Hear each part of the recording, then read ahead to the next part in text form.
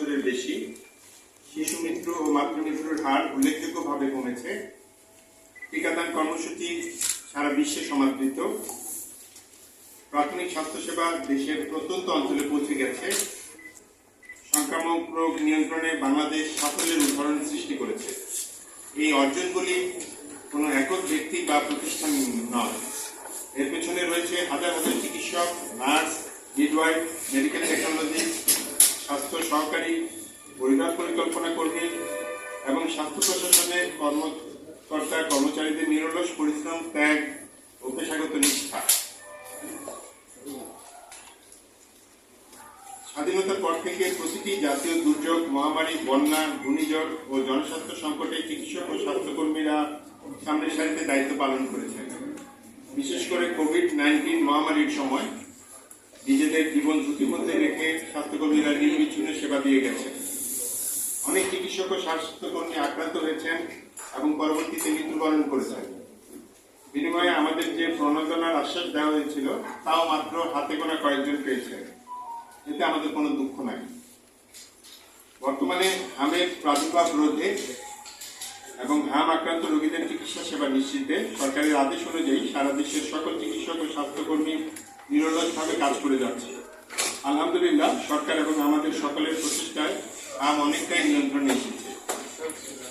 ঈদ, পূজা, ছুটি কিংবা পারিবারিক অনুষ্ঠান সবকিছুর ঊর্ধ্বে উঠে স্বাস্থ্যকর্মীরা সর্বদাই জনগণের সেবা নিশ্চিত করেছেন। বাংলাদেশ স্বাস্থ্য সূচকে বিভিন্ন ক্ষেত্রে আজ আন্তর্জাতিকভাবে প্রশংসিত। প্রাথমিক স্বাস্থ্যসেবা সম্প্রসারণ এবং সীমিত সম্পদের মধ্যেও বিপুল জনগোষ্ঠীকে চিকিৎসা সেবা প্রদানের ক্ষেত্রে দেশের সাফল্য উল্লেখযোগ্য। তবে এই অর্জনের পিছনে নিরলসভাবে কাজ করে যাওয়া চিকিৎসক, নার্স ও স্বাস্থ্যকর্মীদের বাস্তব কর্মপরিবেশ আজ গভীরভাবে পুনর্মূল্যায়নের দাবি রাখে। দেশের জনসংখ্যা বৃদ্ধি, রোগের ধরন পরিবর্তন, চিকিৎসা সেবার চাহিদা বৃদ্ধি এবং মানুষের প্রত্যাশা বেড়েছে। সরকার দেশের সকল উপজেলা স্বাস্থ্য কমপ্লেক্স 101 শয্যায়, বেশ কয়েকটি জেলা হাসপাতালকে 250 শয্যায়, বেশ কয়েকটি মেডিকেল কলেজ হাসপাতালকে 1000 শয্যায় উন্নীত করার ঘোষণা দিয়েছে। তবে শুধু শয্যা নয়, শয্যা বৃদ্ধির সাথে সাথে স্বাস্থ্য খাতে প্রয়োজনীয় জনবল, অবকাঠামো, প্রশাসনিক সক্ষমতা ও নিরাপত্তার ব্যবস্থা সমানতালে সম্প্রসারিত হতে হয়। সরকারি হাসপাতাল ও স্বাস্থ্য প্রতিষ্ঠানের দীর্ঘদিনের জনবল সংকট, শয্যার তুলনায় অতিরিক্ত রোগীর চাপ, শূন্য পদ, সীমিত সহায়ক ব্যবস্থা এবং ব্যবস্থাপনাগত সীমাবদ্ধতার মধ্যেই স্বাস্থ্যকর্মীরা দায়িত্ব পালন করে যাচ্ছে। এবারই প্রথম দেশের স্বাস্থ্য ব্যবস্থাকে গুরুত্ব দিয়ে 2026-27 অর্থ বছরের জন্য স্বাস্থ্য খাতে 69,409 কোটি টাকা বরাদ্দের প্রস্তাব রাখা হয়েছে, যা জিডিপির 1.10% বলে সংসদে উল্লেখ করা হয়েছে।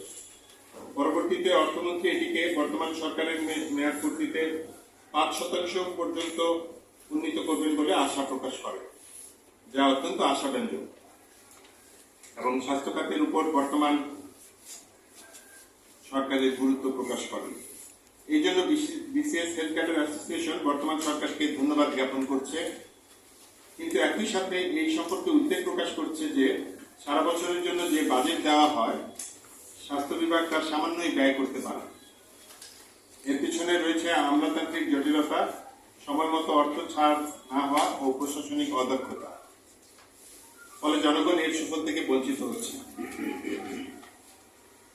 এই কঠিন বাস্তবতার মধ্যেও সবচেয়ে উদ্বেগজনক বিষয় হল সাম্প্রতিক সময়ে দেশের বিভিন্ন স্বাস্থ্য প্রতিষ্ঠানে চিকিৎসক ও স্বাস্থ্যকর্মীদের উপর হামলা, ভাঙচুর, হুমকি এবং চিকিৎসা কার্যক্রমে বাধা প্রদানের ঘটনা ক্রমাগত আলোচনায় আসছে।